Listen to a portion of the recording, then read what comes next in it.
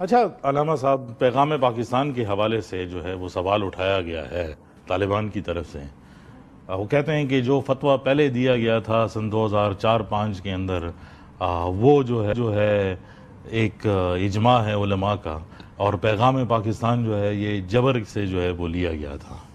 تو یہ سوال انہوں نے جو پہلی بات تو یہ ہے کہ اس فتوے کا بھی رجوع بہت سارے اکابر نے کیا اور وہ ختم ہو گیا. جب رجوع ہو گیا اس کے بعد یہ پیغام پاکستان کس پہ جبر ہوا ہے؟ کیا مفتی تقی عثمانی صاحب پہ کوئی جبر کر سکتا ہے؟ مفتی رفیع عثمانی صاحب پہ کوئی جبر کر سکتا تھا؟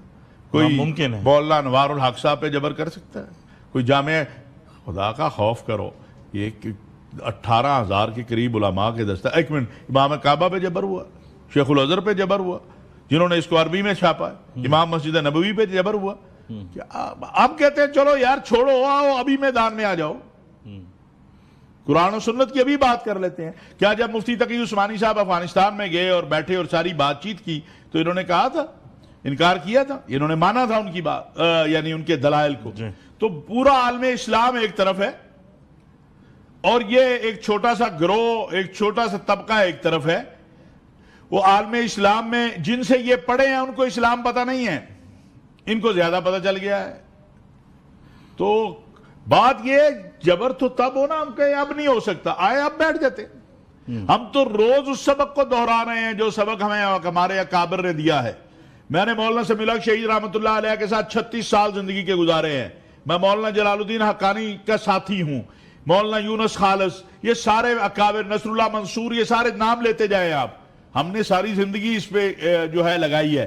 آپ ہمیں جہاد سکھائیں گے، آپ ہمیں قرآن و سنت سکھائیں گے. آج میرا تو چیلنج یہ ہے کہ کل کو چھوڑو، آؤ قرآن و سنت کے مطابق آج فیصلہ کرتے ہیں، لیکن وہ ملا ہیبت اللہ صاحب لوگ متعین کریں. اور اگر پھر ان کی بات نہ مانے، یہ لکھ کر طے ہوگا کہ اگر پھر یہ گروہ، یہ خارجی فتنہ اور خطہ بلوچستان ان کی بات نہیں مانتا ہے تو پھر وہ ان کے خلاف خود ایکشن کھڑے ہوں گے. ہم تو فتنے کی بات ہی نہیں کر رہے.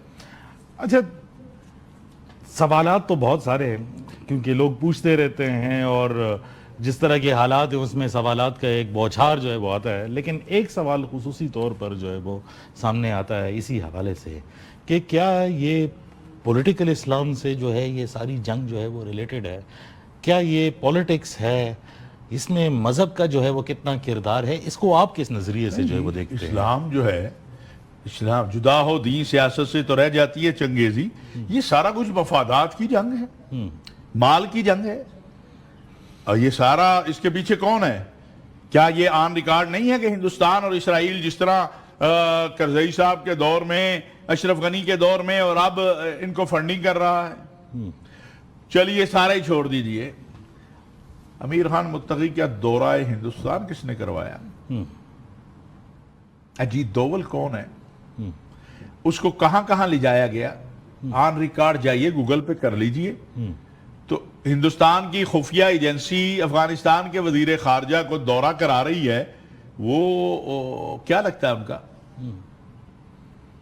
بھائی جان، یہ مفادات کی جنگ ہے، یہ اس پاکستان کو غیر مستحکم کرنے کی جنگ ہے. یہ پاکستان اور اسلام دشمن قوتوں کو قابل قبول نہیں ہے یہ کہ ایک مسلمان ملک ہو، ایٹمی قوت ہو، اور اب جو موجودہ حالات میں اس کا رول ہے، پوری دنیا جسے تسلیم کر رہی ہے.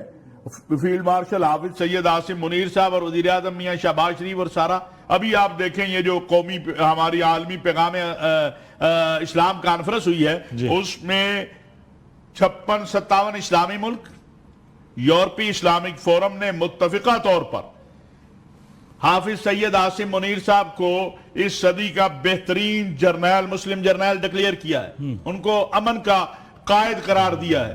ہاں، تو مجھے آپ بتائیے کہ انہوں نے 3 شخصیات کے اوپر یہ کیا، سعودی ولیعہد امیر محمد بن سلمان کو، ان کے صبر، تحمل اور جو اس وقت ان کا رول ہے، اور ہمارے آرمی چیف. یہ چھوٹی بات ہے کہ پورا عالم اسلام اس کے گیت گا رہا ہے، اور وہ شخص جو ہے جو کہتا ہے کہ نہیں ہندوستان کی جنگ میں بھی میں شریعت کے خلاف کوئی کام نہیں کروں گا، تو وہ افغانستان کے خلاف وہ شریعت اپنے بھائیوں کے خلاف کرے گا. تو خدا کا خوف کریں. تو یہ بڑی واضح بات ہے. دیکھیں میں آپ کو عرض کروں، قرآن و سنت کی بات ہے. میں قومی پیغام امن کمیٹی کا کوآرڈینیٹر ہونے کے ناطے، پاکستان علماء کونسل کا چیئرمین ہونے کے ناطے میں کہتا ہوں آؤ قرآن و سنت کے مطابق جس نے بات کرنی ہے بسم اللہ آ جائے، لیکن طے کر کے آئے۔ ملا ہیبت اللہ صاحب سے لیٹر لے کر آئے، وہ خود آتے ہیں تو علی الراس والعین، بالکل ہم تیار ہیں، قرآن و سنت پہ بیٹھ کے فیصلہ کرتے ہیں، ہم بالکل اس کے لیے تیار ہیں، ہمیں کوئی ایک لمحہ بھی ہم تاخیر نہیں کرنے کو تیار ہیں۔ بہت شکریہ علامہ صاحب آپ کی گفتگو کا۔ بات چیت جو ہے وہ آپ نے سنی، ایک چیز میں تو کلیئرٹی ہے کہ اگر امن کے لیے بات چیت جو ہے وہ ہونی ہے، لیکن بات چیت یہ ہے کہ وہ صرف بات چیت کی بنا پر ہی بات چیت جو ہے وہ نہ ہو، بلکہ اس لیے ہو تاکہ اس میں کوئی مشعل راہ نظر آئے اور کوئی اس کا ایک اینڈ نظر آئے جس کے ذریعے جو ہے یہ فیصلہ کیا جا سکے کہ امن جو ہے وہ ضروری ہے۔